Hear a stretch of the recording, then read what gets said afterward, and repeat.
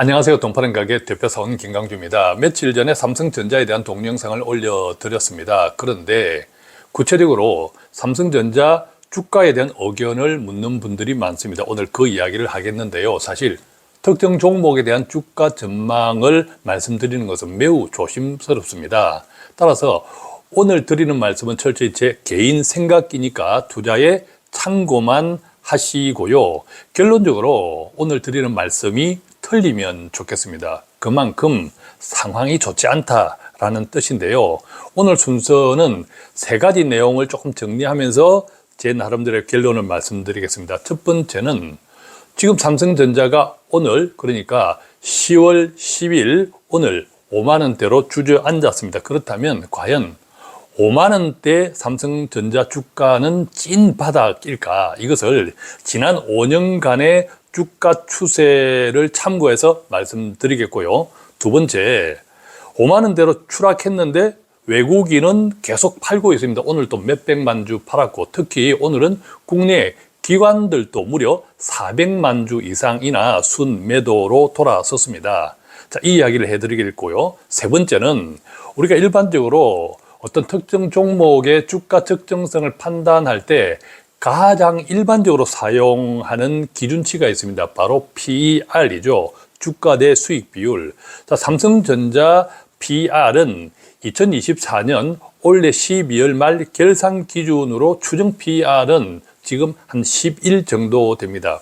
자, 그렇다면 삼성전자가 요즘 많이 주저앉았다 하더라도 PER이 10일 정도면 괜찮지 않는가? 지금은 사야 될 때가 아닌가? 이렇게 생각할 수 있는데, 자, 삼성전자 PER이 지금 현재의 주가, 앞으로의 주가 전망에 어떤 의미가 있는지 말씀드리고, 그 다음에 결론. 자, 삼성전자에 얼마에 샀던, 자, 이 정도 가격이면 파는 것이 좋지 않을까? 또 반대로 삼성전자가 이 정도 가격이면 사는 것이 좋지 않을까? 그 의견으로 정리해 드리겠습니다. 앞서 말씀드렸듯이 순수한, 이것은 제 개인 의견이니까 투자에 참고만 하시면 좋겠습니다.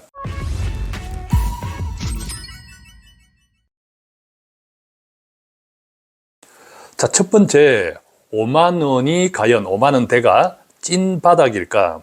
최근 이런 기사가 있었습니다. 어떤 증권회사에서 애널리스트가 이야기한 건데, 반도체 겨울은 당분간 없다. 반도체 경기가 괜찮다라는 거죠. 특히 AI 반도체의 핵심 칩인 HBM 반도체 때문에 특히 그렇습니다. 그런데 삼성만 겨울이다, 이렇게 이제 표현했죠. 자, 이것이 굉장히 상징하는 바가 큽니다. 무슨 말이냐면 모든 산업에는 사이클이 있습니다. 즉 수요와 공급에 따라서 경기가 좋으면 굉장히 많이 제조를 하죠. 그러다가 항상 경기는 꺾입니다. 사이클이 있지 않습니까? 사이클이 있을 때 재고가 쌓이면서 사이클이 있습니다. 반도체도 마찬가지죠.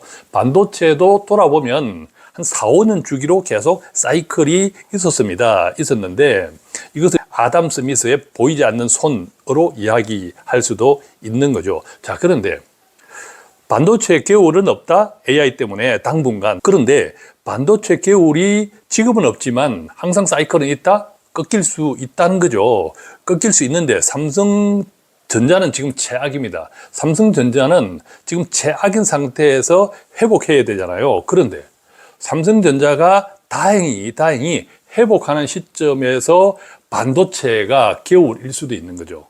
상당히 악조건이죠. 따라서 삼성전자가 다른 반도체 회사들은, 예컨대 한국의 SK하이닉스, 다른 반도체 회사들은 좋은데 지금 이 흐름에서 이탈이 되어 있단 말이죠. 그래서 삼성전자가 열심히 해서 다행히 일어난다 하더라도 그때는 반도체 시장 전체가 겨울일 수도 있는 거죠. 즉 자칫하면 선순환이 아닌 악순환의 늪에 빠지면요, 지금 5만 원대에 매수한다 하더라도 최소한 2027년 이후에나 의미 있는 수익을 얻을 가능성도 있다. 자, 그런데 더 불편한 전망은요, 심지어 그것조차 장담 못할 수도 있다는 겁니다. 왜냐하면 반도체는 흔히들 초격차라고 이야기하죠. 초격차에서 성공했기 때문에 오늘의 삼성전자가 있는데, 이제는 초격차에서 사실상 밀렸습니다. 이 초격차의 시대에서는 그야말로 한 번 꺾이면 알 수가 없습니다. 따라서 삼성전자가 다행히 2027년 이후에는 의미 있는 수익 가능성을 거두는 것조차도 장담하기 힘들 수도 있다는 것은 이 같은 초격차의 시대에서 한 번 꺾였다. 자, 이것이 엄연한 현실이기 때문에 이것조차도 장담하기 힘들 수도 있다. 이런 뜻이죠. 지금 여러분들이 그림에서 보는 것은 지난 5년 동안의 삼성전자 주가 추이입니다. 보시면 2000년 3월 20일 날 최근 5년 동안에 가장 낮은 가격 저점을 찍었습니다. 42,300원이죠. 이때는 코로나가 덮쳤습니다. 그래서 수직으로 주가가 하락했죠. 자, 그러다가 이듬해 또 수직으로 상승했죠. 그래서 2021년 1월 15일 날에는 96,800원까지 치솟았습니다. 자, 그러다가 주가가 계속 빠집니다. 마침내 2022년도에는 그때 금리가 인상되면서 전 세계 경제가 말라붙기 시작했죠. 그래서 52,600원을 2022년 9월 29일 날 찍었습니다. 그리고 계속 다시 상승을 해서 올해 7월 16일 날 88,800원을 기록했습니다. 이 지난 5년간 차트에서 우리가 이해할 수 있는 것이 무엇입니까?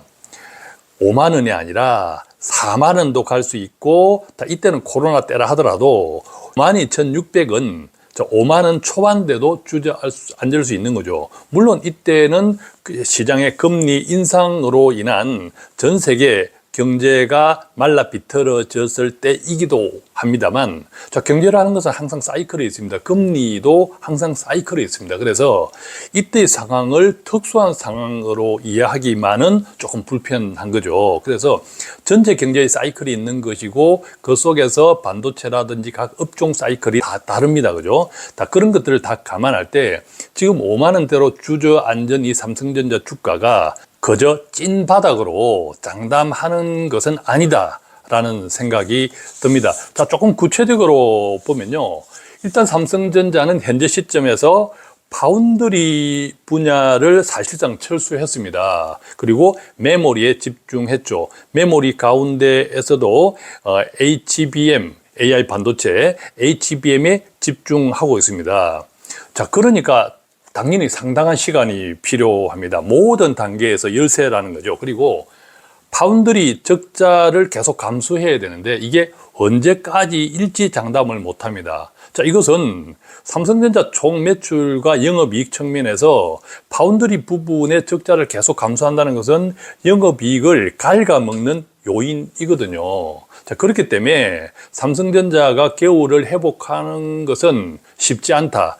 빠른 시일 내에 장담하기 어렵다. 물론 앞으로 엔비디아의 납품 때문에 계속 테스트하고 있는 HBM이 어떤 소식을 전하느냐에 따라서 달라지겠지만, 그렇다고 해서 SK 하이닉스를 비롯한 경쟁사들이 가만히 있는 것은 아니잖아요. SK 하이닉스는 엔비디아의 주력 공급사입니다. 그죠? 자, 그렇기 때문에 삼성전자가 테스트에 성공한다고 해서 그 주력이 한꺼번에 바뀔 것은 아니다라는 거죠. 좋은 생각만 하더라도 쉽지 않다라는 뜻인데, 만약 그렇지 못하고 시간이 계속 경과되면 상당히 나쁜 결과를 초래할 수 있는 거죠. 자, 그런데 지난 영상에서도 말씀드렸지만 제 개인적으로는 중국이 더 변수입니다. 중국이 자국의 기술 발전과 산업 보호를 위해서 배타적인 정책, 그걸 계속 몰아붙이면, 즉 엔비디아가 만든 범용적인 AI 반도체도 수입을 금지하고 있지 않습니까? 자국 반도체 산업을 살리기 위해서 이 같은 배타적 정책을 계속 한다면, 즉 그 결과 반도체 전체 상품 가운데 이 범용 제품, 조금 하이 레벨 제품을 중국이 쫓아오기 시작하면 결국 삼성전자는 하이엔드 쪽으로 매출을 계속 강화해야 되는데, 이 시장은 굉장히 지금 경쟁이 격화되어 있는 거죠. 자, 더구나 미국 반도체법 우리가 익히 들었죠. 이 미국의 반도체법으로 미국 정부에서 미국 반도체 기업에 엄청난 돈, 유동성을 공급했단 말이죠. 그러니까 결과적으로 미국의 반도체 공장들은 지금 쉴 새 없이 돌립니다. 그 결과가 어떻게 될까요? 아까 아담 스미스의 보이지 않는 손, 공급과 수요, 이 관계 때문에 언젠가는 지금 D램은 재고가 조금 축소되고 있다고 하지만 D램의 초과 공급과 AI 시장도 마찬가지입니다. HBM도 공급 초과까지 만약에 맞물린다면 이것은 정말 악몽이 될 수 있는 거죠. 따라서 전자적인 반도체 시장에서 이 반도체 경기 자체가 향후 1년 뒤에는 반도체 겨울이 올 수도 있다. 자, 그런데 그때 삼성전자가 막 일어나려고 하는데 반도체 시장 전체가 겨울이 오면 다시 삼성전자의 악재가 될 수 있는 거죠. 자, 그렇기 때문에 과연 5만 원이 찐바닥일까 하는 것은 장담할 수 없다. 자, 두 번째입니다. 5만 원대로 추락했는데도 외국인은 왜 계속 투매할까? 간단합니다. 결론은 외국인이 투매하는 이유는 5만 전자가 되었더라도 당분간은 먹을 것이 없다라고 생각하기 때문입니다.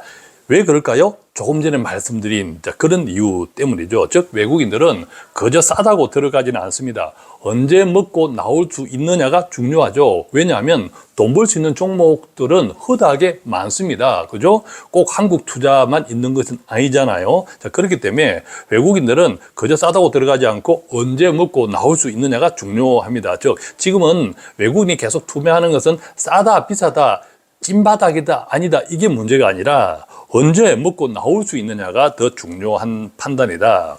그 결과 보면 외국인의 투자 포인트는 삼성전자에 대한 일단 떠나는 것이다. 삼성전자에서는 당분간 먹을 것이 없다라고 보기 때문입니다. 자, 지금 그림에서 보면 삼성전자에 대한 최근 한 달간 외국인들이 얼마나 팔아치웠냐라는 자료입니다. 보면 왼쪽에 이제 매도 축이거든요. 골드만삭스, 모건 스탠리, 그다음에 JP 모건 이쪽이 외국인들의 매매 창구입니다. 자, 이쪽이 보면 골드만삭스 순 매도 거래량이 무려 4,100만 주, 그다음에 모건 스탠리는 2,800만 주, JP 모건은 2,100만 주. 그래서 토탈 보면 지난 한 달 동안의 순 매도 거래량이 무려 1억 5천만 주입니다. 자, 1억 5천만 주를 한 주당 6만 원으로만 계산해도 9조 원입니다. 그러니까 10조 원이 넘는다, 이런 소리죠. 자, 그래서 외국인들은 왜 5만 원대로 추락했는데 지금 우리는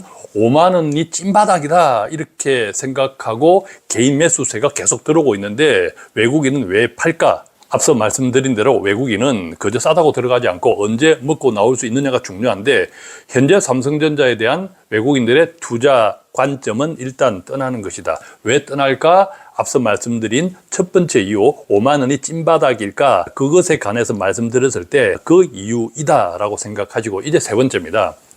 일반적으로 우리가 주가가 적정한가를 따질 때 일반적으로 자주 인용하는 지표 있죠. PER, 주가 대 수익 비율입니다. 자, 주가 대 수익 비율 PER을 일단 보겠습니다. 삼성전자입니다. 보시면 2024년 올해 12월 달까지 추정 PER은 11배 정도 됩니다.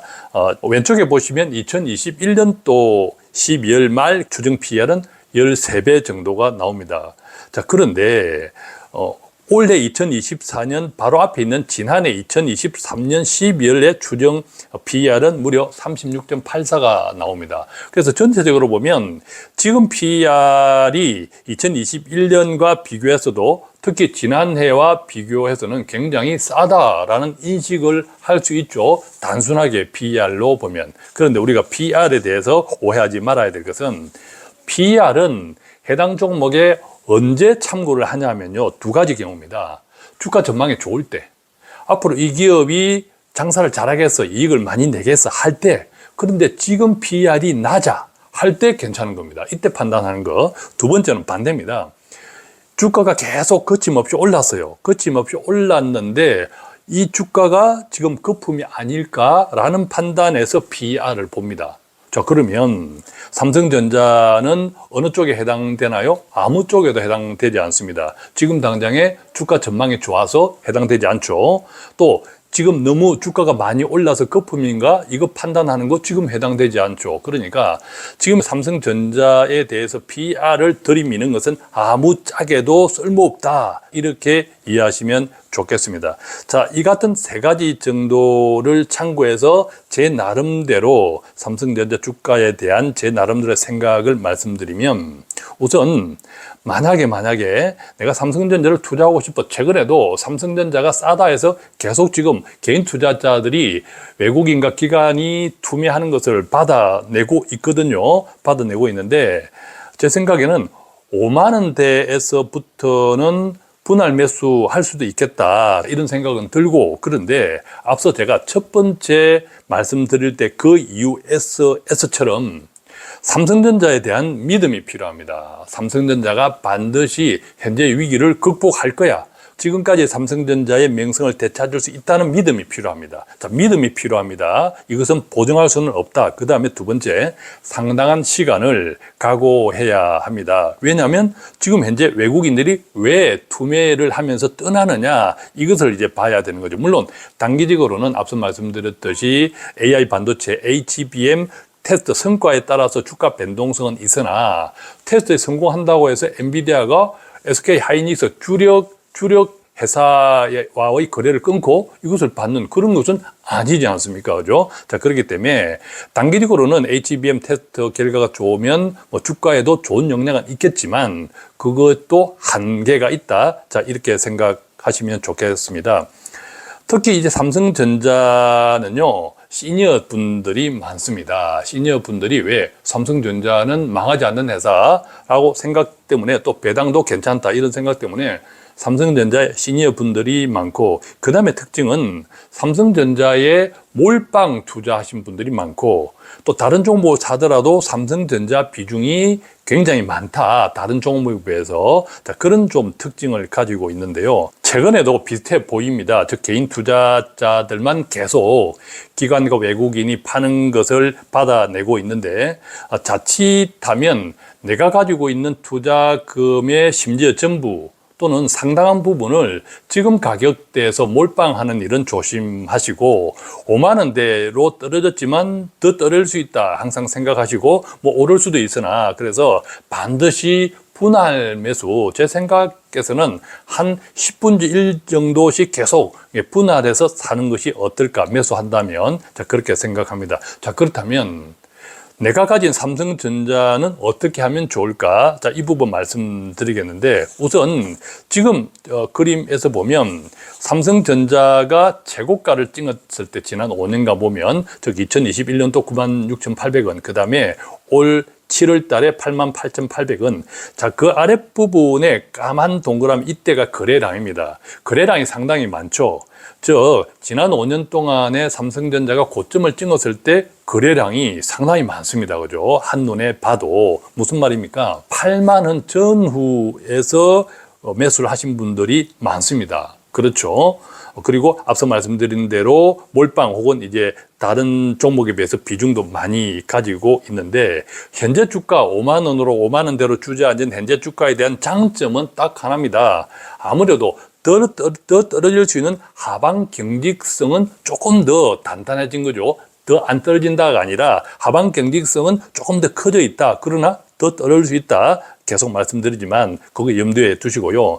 자, 그러면 어떻게 할까? 우선 평단가 한 7만 원대에서 내가 샀다라고 하시는 분들은 6만 원대 정도가 회복이 되면 손절을 적극적으로 고민할 필요도 있다. 그 다음에 특히 시니어 분들이라면 삼성전자가 계속 오르기를 기대하잖아요. 오르기를 기대하는데 앞서 말씀드린 대로 오를 수 있으나 믿음이 필요하고 시간이 상당히 오래 걸릴 수 있다. 자, 그 말씀드리고, 그랬을 때는 이놈이든 저놈이든 내 돈을, 손에 남 돈을 조금 더 메꾸면서 계속 성장하는 게 중요하잖아요. 특히 시니어는 은퇴자금, 노후자금과 연결되어 있기 때문에 더 중요하죠. 이랬을 때는 조금 편안하게 고배당 미국 ETF 등등으로 조금 대체하시는 것도 좋습니다. 그래서 ETF라고 하는 것은 자본주의가 평균 성장한다. 그래서 대표지수라든지 이제 고배당 ETF들, 미국의 고배당 ETF들 같은 경우는 주로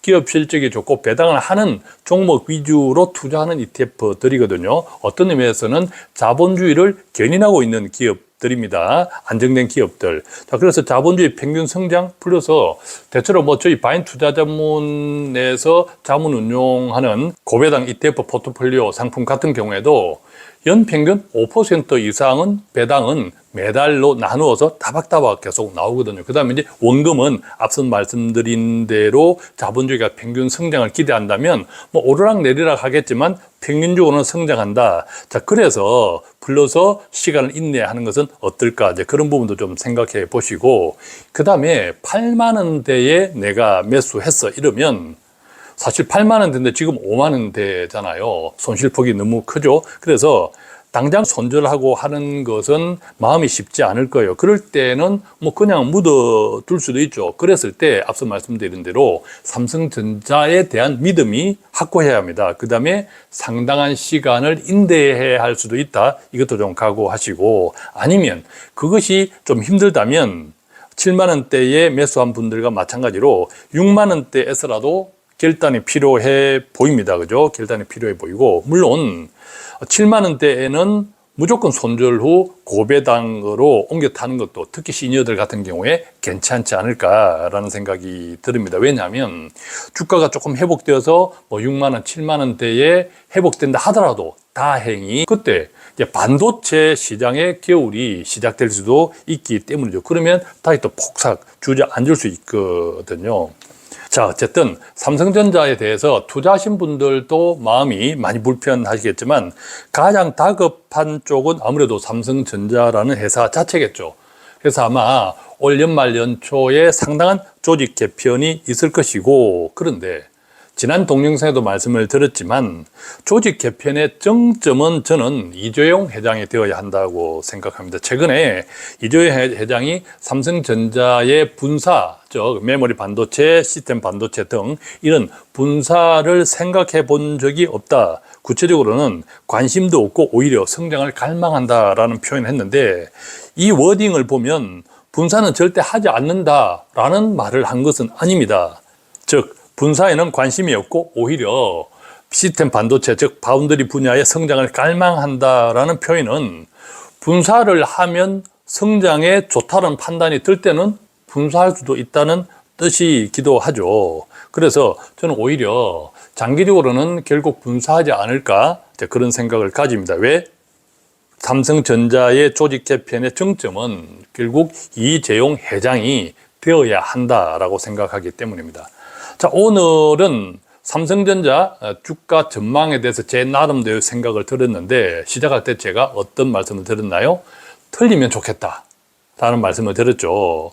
진짜 틀리면 좋겠습니다. 왜냐하면 삼성전자에 주로 8만 원대에 물리신 분들이 지금 상당히 많거든요. 특히 시니어, 은퇴 자금, 노후 자금이 물려 있는 경우가 많기 때문에 오늘 제가 드리는 말씀이 틀리면 좋겠습니다. 그리고 오늘 제가 드리는 말씀은 제 개인 의견이기 때문에 참고하셔서 여러분들의 투자 판단에 조금이라도 도움이 되었으면 좋겠습니다. 고맙습니다.